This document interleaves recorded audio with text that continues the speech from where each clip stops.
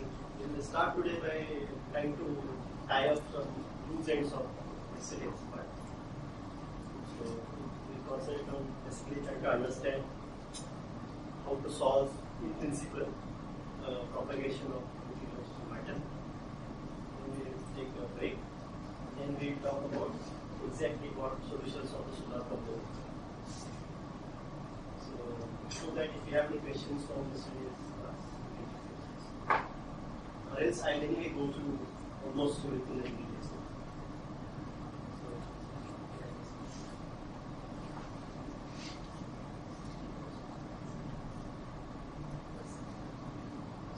So this is what we are trying to do. So we looked at how neutrinos behave when they pass through matter, and in particular when they pass through a method of resonance. We looked at concepts of adiabaticity and flip probability, flipping between eigenstates. Then we looked at μe, this gas on the core of the sun, and how it propagates outwards, reaches the earth. And this is the part I didn't know yesterday, which I will talk about today, which will tell you that number of movies that reach us during the day are different from both the regions. And we can actually make this estimate to some extent. Once you understand this, we will be in a position to look at the solar micro data and find out exactly what parameters are estimated. So this is what we saw yesterday. We take the Hamiltonian, the eigenvalues, and mixing angle. And on this diagram, which is like BC, and this is n square. You can call it as n square by 2e if you want. The propagation of neutrinos looks like this. So those that are produced as mu2 in matter will travel along this line, mu1 in matter travel along this line. And at some point of time, when the resonance, as we will see later, the probability of jumping across mass eigenstates is more at resonance. Okay, so there was some confusion yesterday about it, and I will try to clarify it. So we work in the basis of this mass eigenstates in matter, mu1 m and mu2 m, and we saw how to find the time evolution by simply doing I d by dt. That gave us that the effective Hamiltonian is the basis of mu1 m and mu2 m is actually given by this particular result. So same as that for constant density matter, except for this theta dot. Then we try to look at what is adiabaticity, which means that what is the condition during which the neutrino mass eigenstates are independent. And those conditions were such that off-diagonal elements are much smaller as compared to diagonal elements. So which is 2 times d theta by dt is much less than 2 times theta. If that happens, then it's very simple. So m1 and m2 will be. So now we wanted to define a quantity which would sort of quantify how much is the adiabaticity. So this parameter is what we decided to call as gamma, and this gamma was delta m divided by theta in matter. So this is exactly what was here. Right? So we want gamma, which is the ratio of this and this, to be much greater than 1.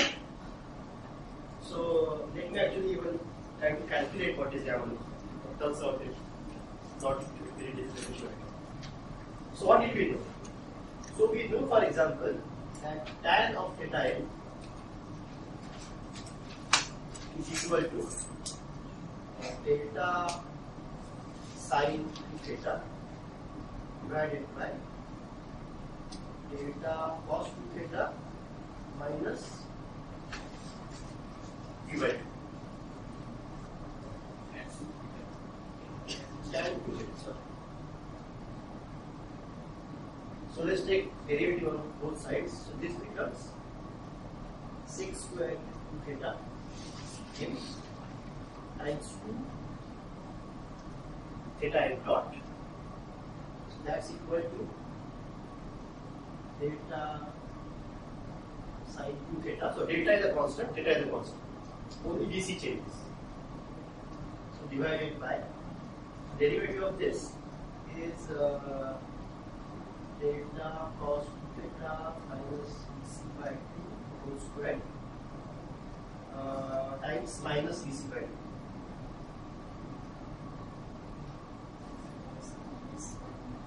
There's a minus constant.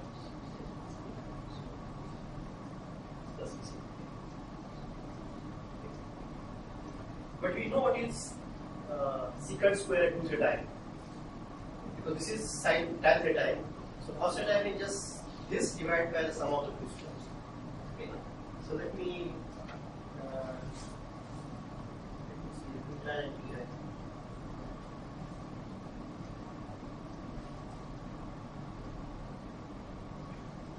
So secant square will be 1 over cosine square. 1 plus tan square. So which is 1 plus tan square, which is delta sine 2 theta whole square plus delta cos theta minus DC by 2 whole square divided by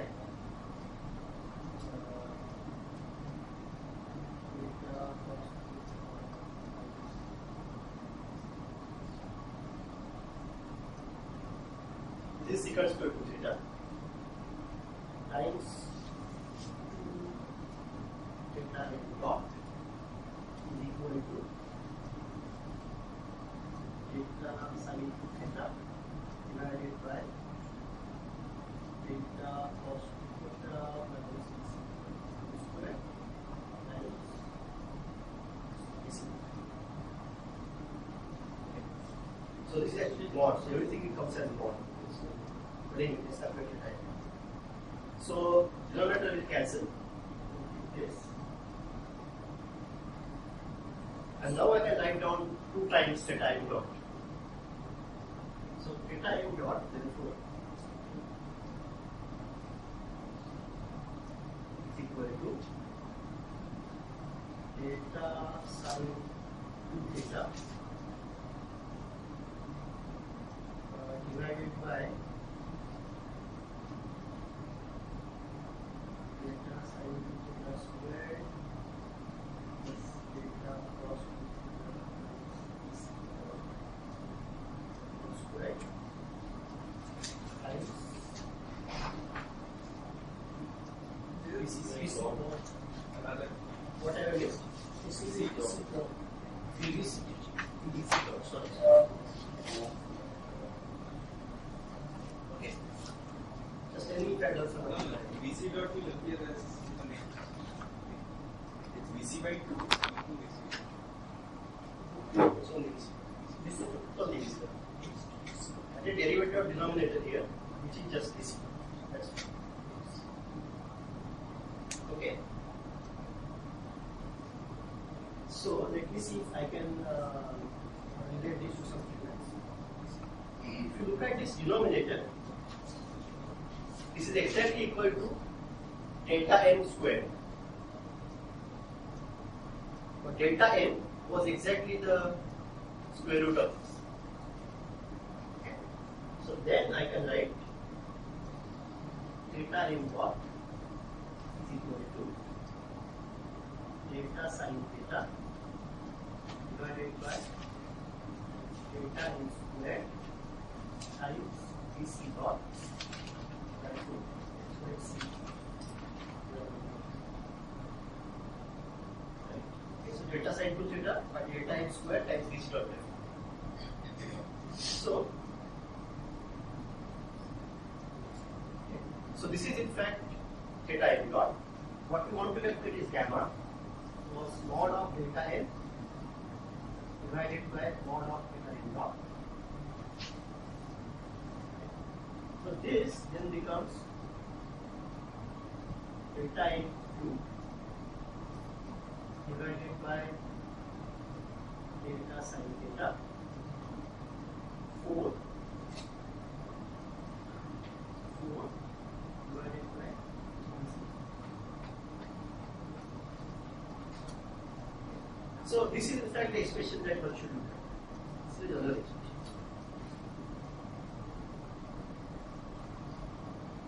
So this is the gamma that you want to be as high as possible for things to be identical.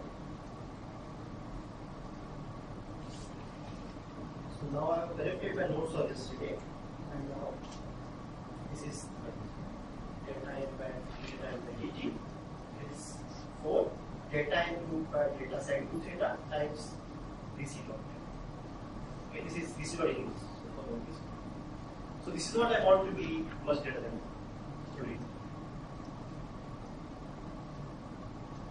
So now comes the argument. So if you are away from resonance, what happens? If you look here,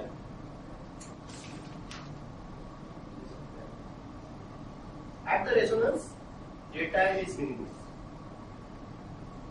If you go away from the resonance, delta m actually increases on either side. Therefore, away from the resonance, delta m is high.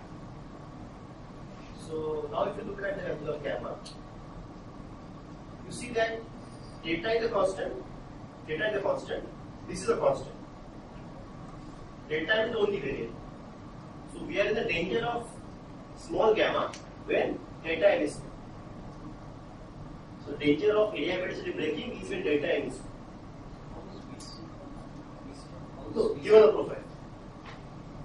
profile,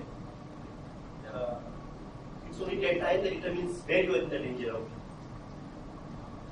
Given the same profile, therefore, if your delta m is large, then you are safe. And away from the resonance, delta m is large. It almost goes at least. So you are safe. Therefore, it's automatic that when you are not at the resonance, you will always be adiabatic. Gamma will be much greater than that. So which is what I had written here now. So away from the resonance, adiabaticity is automatic. Because delta n goes to infinity, so gamma is much greater than infinity is basically. Okay, so now we try to see what happens near the resonance, because that is where we are in danger. So we try to write things down in a more convenient. So I want to write down gamma at resonance.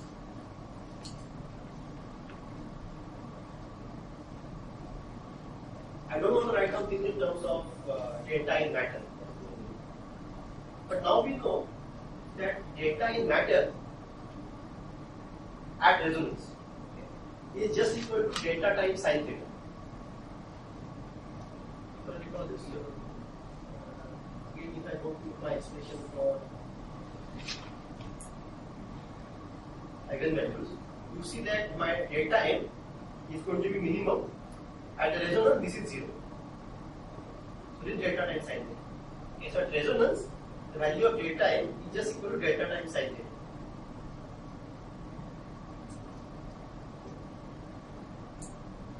So this will be delta sin theta whole cube divided by delta sin theta times 4 divided by BC. So which is basically delta square sin square theta times 4 divided by BC.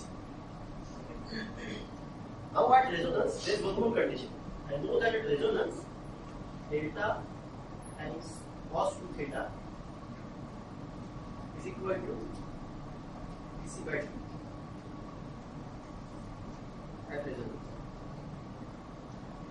So then what I can do is I can write down gamma resonance as equal to, I shall put one delta here, sin square theta. One of the deltas I write as BC divided by 2 cos 2 theta. So BC divided by 2 times cos 2 theta times 4 divided by I tell the reason I did it. Reason I did this will be clear in the next step, where we will be talking about the relative rate of change of this. So let's come. So let's just simplify this. So this is 2 gamma s. That's up 2 delta. So 2 delta sin square theta by cos 2 theta. So sin square 2 theta by cos 2 theta times. Now this is just 1 by dc times dc. So 1 divided by 1 over dc.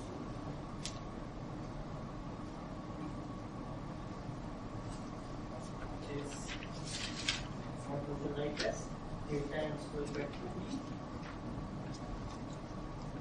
sin square theta theta by cos 2 theta times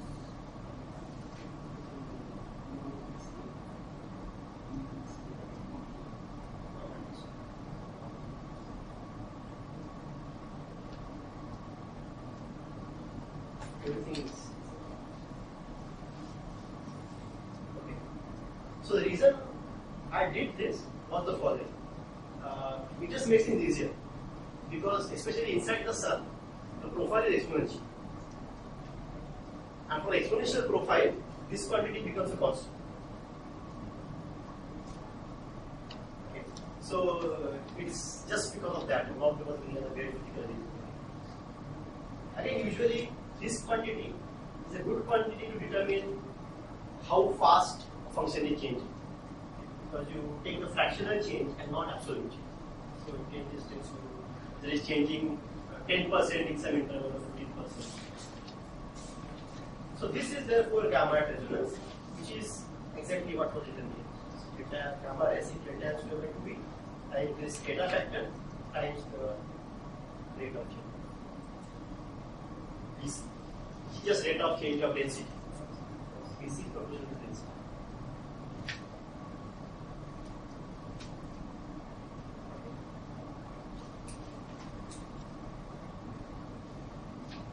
So then after you do that, you get this value of EF, which was calculated by 2 upon the unit. And we saw two reasonably good and simple limits. So when f is nearly equal to 1, then if gamma res is greater than 1, this also I have corrected from yesterday. So if gamma res is more than 1, doesn't need to be very greater than 1. Slightly more than 1 is fine. This expression is reasonably good. EF is exponential of minus 5. Okay. It's also more correct when data is small. Okay. So what I can say is I can write data is small, then this is even more correct. And when gamma res is much smaller than 1, which is almost non-derivative, then PF is nearly equal to cosine square. So this is set for yesterday. So what happens? UV gets produced inside the sun. Everyone agrees that it gets produced as nu2, nu2m. So start from nu2m, you can put your eigenvalue picture in front of you. Eigenvalue picture like this. It starts from here, starts propagating over the resonance and to the so starts like this, passes to resonance. If it passes to resonance, generally you can write the neutrino state like this, just equal to EF and 1 minus EF. Then it comes to detector, which basically means nu1m and nu2m. Gain of phase, gain phase is given by these two quantities. And then at the detector, we calculate the value of net probability of survival, which is EF cosine square theta plus 1 minus EF sin square theta plus integral f to 0. So it says root PF plus minus PF cos theta sin theta. And then we mentioned that in the cases where this quantity is not well measurable, it can get averaged. It happens when things decompose. In that case, E is only equal to the first line, EF cosine square plus 1 sine square, and that is what is shown in this figure. So it turns out we will see that we will consider all possible cases, and we will see that what data tells us is that in the case that actually survives, we don't have the interference term, and we get something that looks like this. So go to the previous slide. So in the last line, the expression for PE, the last term you're saying is interference term. It's interference. See, it's the interference term between mu1m and mu2m. See, mu1m is like this, mu2m is like this. So these two terms are just square. No? This term comes from the square of mu1 term. This is the square of mu2 term. This is the interference. Interference term will always be in oscillating mode. And we may or may not observe this term depending on whether we can observe coherence or not. So net thing is like this. For neutrinos from the sun, I only talk about this maroon line. So neutrinos start like this, pass to resonance. Some of them can come, we call it PF.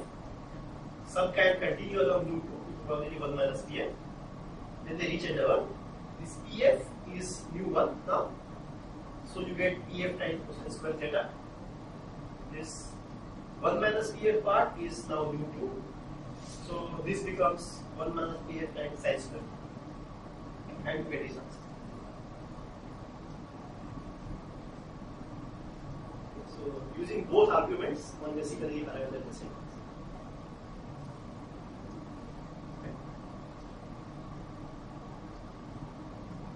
Everyone agree? So now let's do slightly more complicated things. This is day-night asymmetry. Now, of course, day-night asymmetry of light from the sun is almost 100%.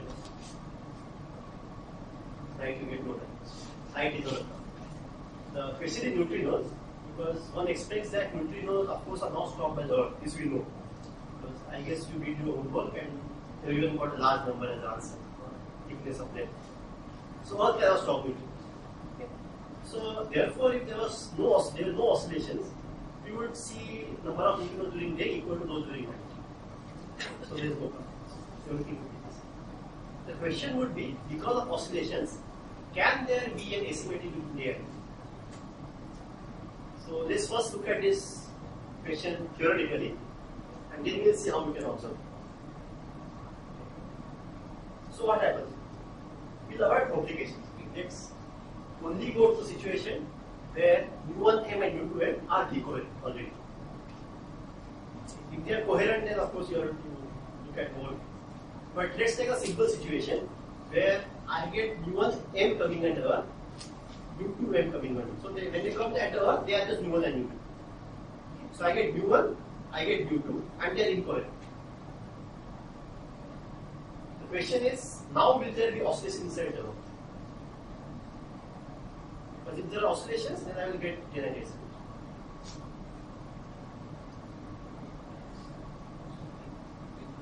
Okay. So from the sun, we are getting neutrinos and Earth. mu1 fraction is mu2. These are incoherent. Okay. There is no coherence between. Now, what happens when they pass through the Earth? Let's say detector is not at Earth. So this means something like this. So here is my sun. Here is my Earth. I get mu1.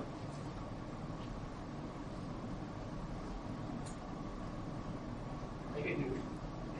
Of course, if my detector is located here, it's perfectly fine. Because I see mu1, I see mu2, and I say, okay, mu1 times cos square theta, mu2 will become sin square theta, and I see the However,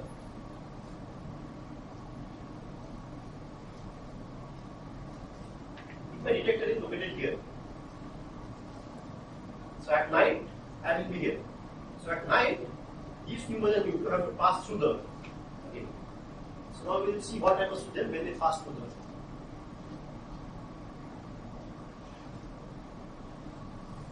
So what happens? Let them. Yeah. So here we are discussing the oscillations of neutrino when they passes through variable matter density. So now when they pass through the Earth, So when they pass through Earth, it's I mean, are we going to assume the Earth density is also varying? right now we assume very beautiful.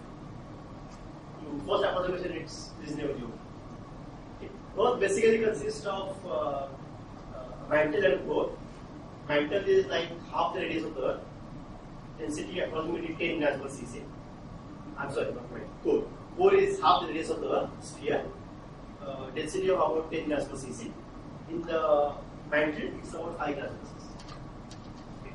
But just to get an idea of what happens, it's enough to consider the Earth as a uniform sphere. Let's do think the uniform sphere. Mantle and core different densities create complications that will go into later. Okay. Just a constant density. So now what happens? So we have U1 coming and U1 and R with a probability EF times phi 0. U2 and R the probability 1 minus EF times phi 0. Okay, they are independent. So let's first see how many of these U1 will be detected as UE.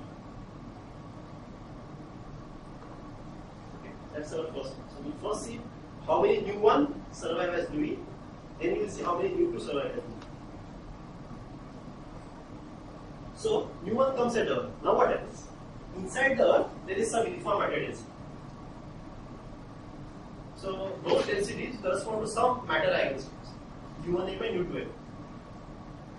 Which are different than U1 and U2 in general. I don't know what they are, but they are different. There are some angles called theta m and delta m, which also I don't know exactly different. But if I want to look at propagation inside the Earth, a good thing for me to do is, when U1 comes, I separate U1 into U1m and U2m. I propagate them, and then I again combine them. Same procedure that we did earlier. Okay, earlier for atmospheric neutrinos, we started with mu, separated into mu1 and mu2, propagated, and then combined it. Now we'll do it with mu1m coming, mu1 coming, separate into mu1 and mu2, mu1m and mu2m, propagate, and add a detector C1. So mu1, for example, it has covered the Earth. Okay. Then what happens? So mu1 arrives at now. This mu1 then becomes something times mu1m inside the Earth plus something times mu2m inside. Okay. Once I know these factors, I know what happens to mu1m and mu2m. mu1m will go with e power minus I m1 square then L by E. And mu2m gets a factor which is e power minus I in 2 in matter square L by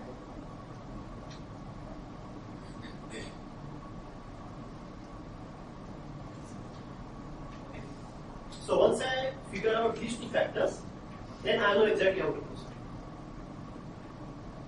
So I have to find out what these factors.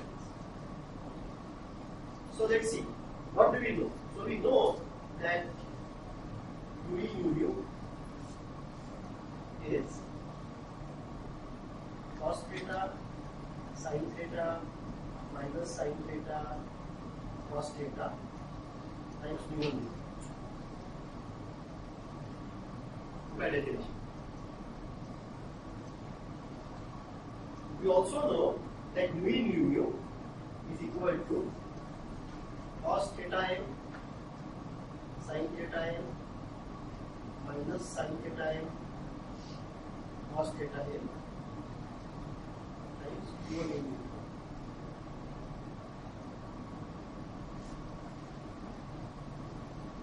So again, so if I now look at this, I want to write down u1 u2 as a function of u1 in u2. So I can write down u1 u2 is equal to, so I multiply by inverse matrix.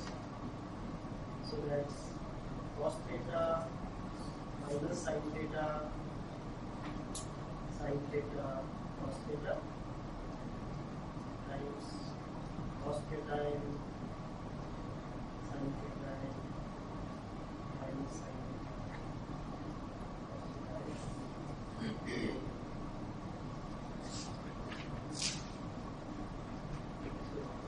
So now I know how to write u1 u2 in terms of u1 and u2. It's simple. You multiply. It's easy to see. This rotates by theta. That rotates by theta. So this is just going to be equal to cosine of theta n minus theta, sine of theta n minus theta, minus sine of theta n minus theta, cosine of theta. So you can do it explicitly, but this is obvious by interpretation. So now what has happened? My u1 therefore is cosine of theta n minus theta times u1 m plus sine of theta n minus theta times u2.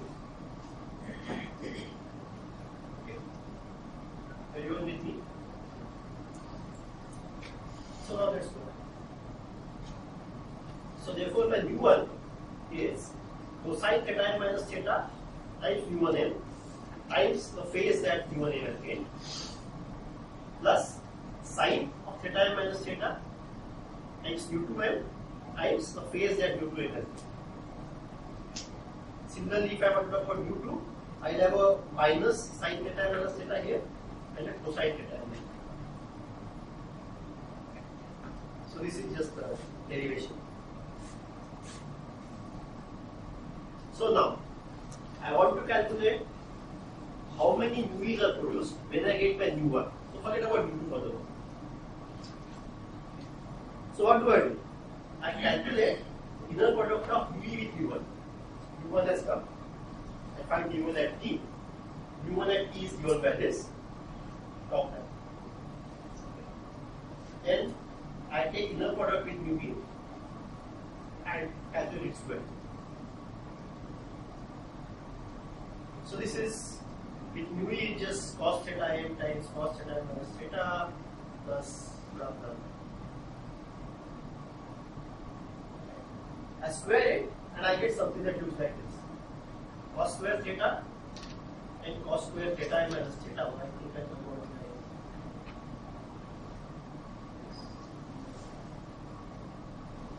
this should not have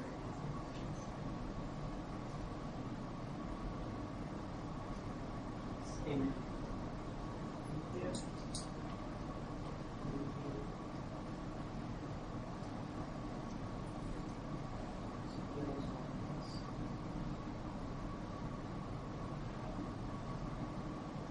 If I square them, I get expression that looks like this.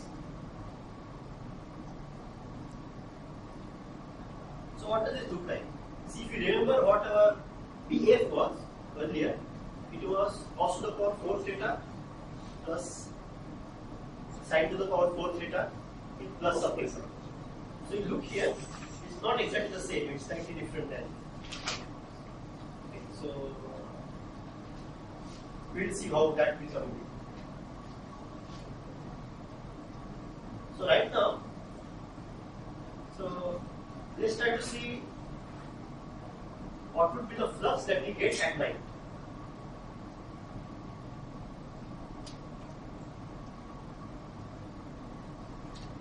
So at night,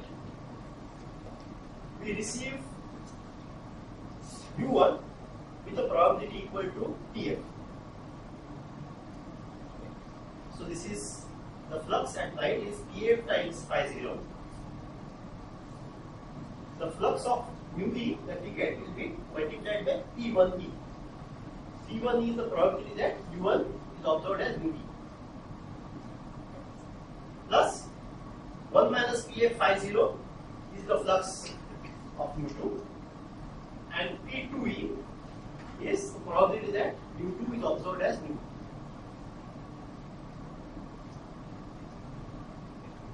Experience for P1 E and P2e we saw on the earlier. They're complicated. Let's talk in terms of this shorthand. This happens during night. During the day, what happens? During the day, my P1e is just cosine square theta. So what happens? Let's see if we can see it from the earlier expression. Okay. So during the day, the neutrinos don't pass through the earth. Okay. So theta m is equal to theta. Okay. Theta m and theta are the same. Therefore, this term vanishes. Just sine square theta m minus theta. This term vanishes. Just sine theta m minus theta. So only this first term survives. Even in the first term, cosine square theta m minus theta is equal to 1. So P1 is cosine square theta. Okay, everyone agrees? So the claim is during daytime P1e is cosine square theta. The reasoning is that you don't pass through the earth, so theta m is equal to theta because there is no theta m, and therefore this term will be 0. This term will be 0. Only first term will survive. In the first term also, cosine square theta m minus theta is 1. So all you left is cosine square theta. Theta n is the same as theta because we are not passed through earth at all. So during the daytime, P1e is equal to cosine square theta. Similarly, P2e is equal to sine square theta. Because now only this term survives.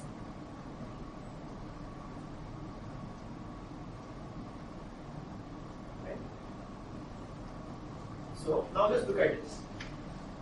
During daytime, this P1e is known, it's cosine square theta. P2e is sine square theta.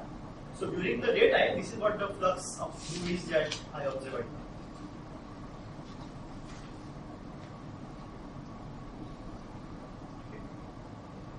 So now I find out what the asymmetry is. Asymmetry is just equal to phi during night minus phi during day. Okay, and then this phi 0 flux is cancelled out. That's total flux. So this asymmetry is therefore EF times P1e minus cos square theta plus 1 minus PF times P2e minus sin square. Simple subtraction. So it just shows that in general, if P1e is not equal to cos square theta, we get linear asymmetry. Similarly, in general, if P2e is not equal to sin square theta, we get a linear asymmetry.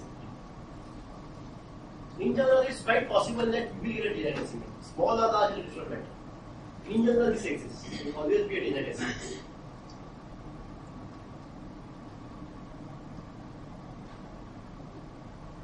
So one question to ask is, under which conditions will this asymmetry be small? Finally, we will want to separate different solutions by looking at asymmetry. If it's small, we select some solutions. If it's large, we select some other solutions. So, when theta m is nearly equal to theta, as we saw, P1 is cosine square theta, P2 is sin square theta. Okay.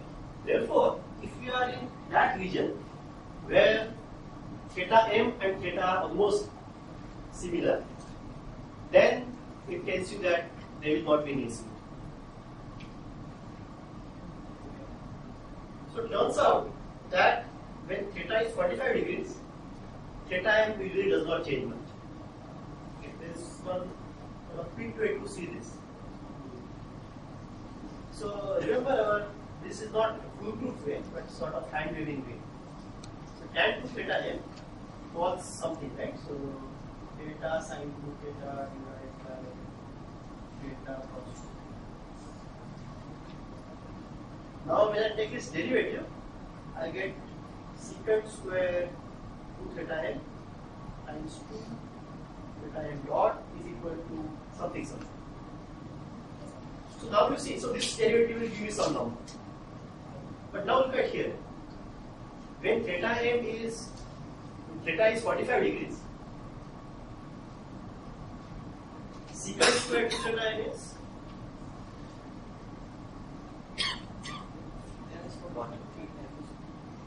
so what we are doing is we are going to theta and we are changing the matter density just a little bit.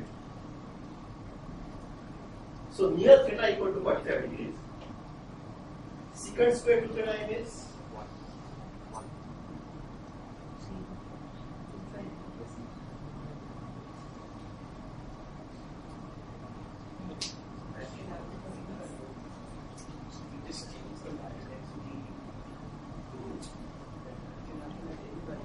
Yes.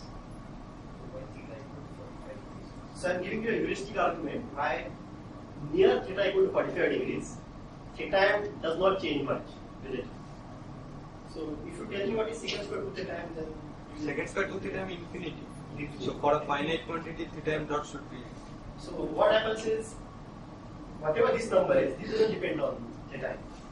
So if you start at theta nearly equal to 45 degrees, then theta m dot will be small.